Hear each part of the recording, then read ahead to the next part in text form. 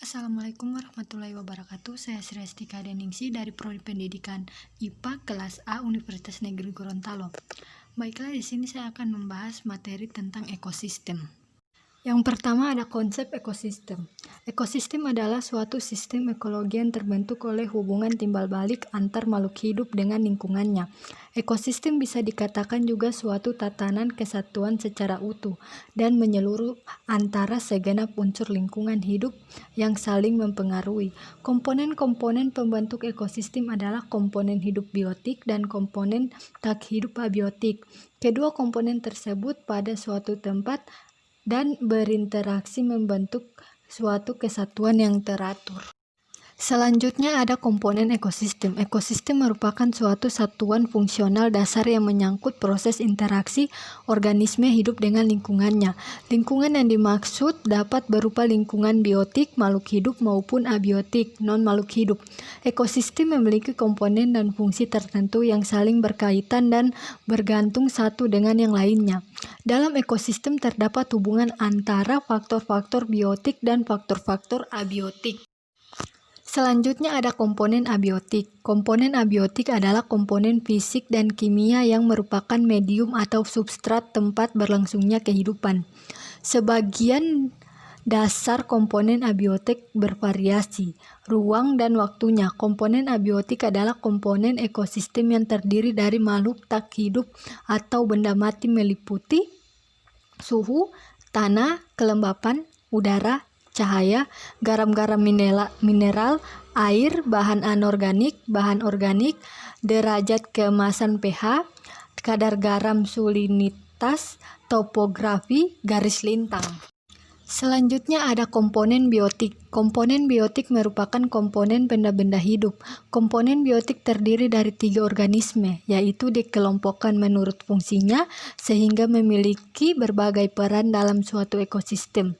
Organisme tersebut yaitu sebagai berikut: produsen, konsumen, pengurai atau dekomposer. Selanjutnya ada tipe-tipe ekosistem. Secara umum ada 3 tipe ekosistem, yaitu ekosistem air, ekosistem darat, dan ekosistem buatan. Selanjutnya ada ekosistem air atau akuatik. Ekosistem air adalah ekosistem yang didominasi oleh lingkungan eksternal air sebagai habitat berbagai organisme air. Ekosistem ini dapat dibedakan atas ekosistem air tawar dan ekosistem air laut. Selanjutnya ada ekosistem darat atau terestrial. Ekosistem darat adalah ekosistem yang didominasi oleh lingkungan eksternal daratan. Penentuan zona dalam ekosistem terestrial ditentukan oleh temperatur dan curah hujan. Ekosistem terestrial dapat dikontrol oleh iklim dan gangguan. Iklim sangat penting untuk menentukan mengapa suatu ekosistem terestrial berada pada suatu tempat tertentu. Antara lain hutan hujan tropis, sabana, padang rumput, gurun, hutan gugur, taiga, dan tundra.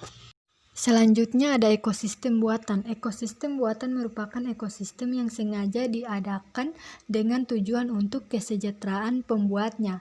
Hal ini banyak terbentuk karena adanya perkembangan teknologi. Beberapa ekosistem buatan dapat dijelaskan sebagai berikut. 1. Ekosistem danau buatan atau waduk. 2. Ekosistem hutan tanaman. Dan 3. Agroekosistem. Selanjutnya ada sistem interaksi antara komponen biotik dan biotik. Komponen biotik secara timbal balik dapat mempengaruhi komponen biotik lainnya. Sebagai contoh dalam peristiwa simbiosis, masing-masing simbion mempengaruhi satu sama lain. Seperti seekor lebah mengisap madu dari sekuntum bunga, lebah mendapatkan makanan berupa madu dari bunga, namun lebah juga menjadi perantara penyerbukan bunga tersebut.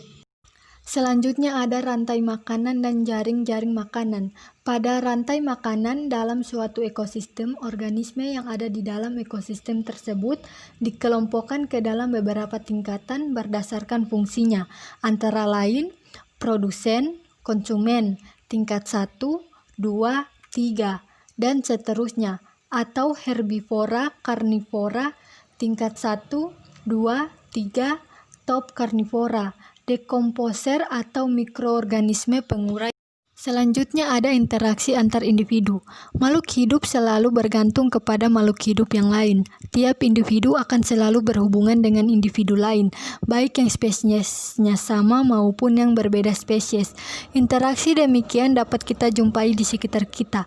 Interaksi antar individu dalam komunitas ada yang sangat erat dan ada yang kurang erat. Interaksi antar organisme dapat dibedakan sebagai berikut: netral, predasi, pragmatisme, komunisalisme, mutualisme. Selanjutnya ada interaksi antar populasi. Interaksi antar populasi dapat melibatkan dua atau lebih populasi makhluk hidup. Seperti halnya interaksi antar individu, interaksi antar populasi terdiri atas beberapa tipe, yaitu kompetisi dan amensalisme, yaitu alelopati dan kompetisi.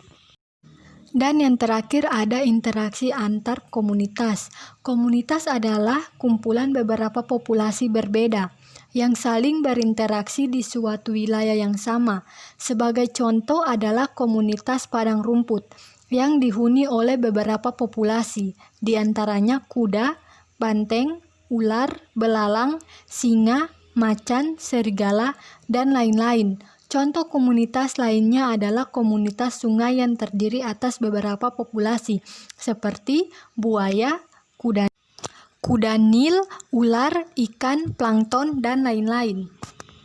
Sekian dari saya. Assalamualaikum warahmatullahi wabarakatuh.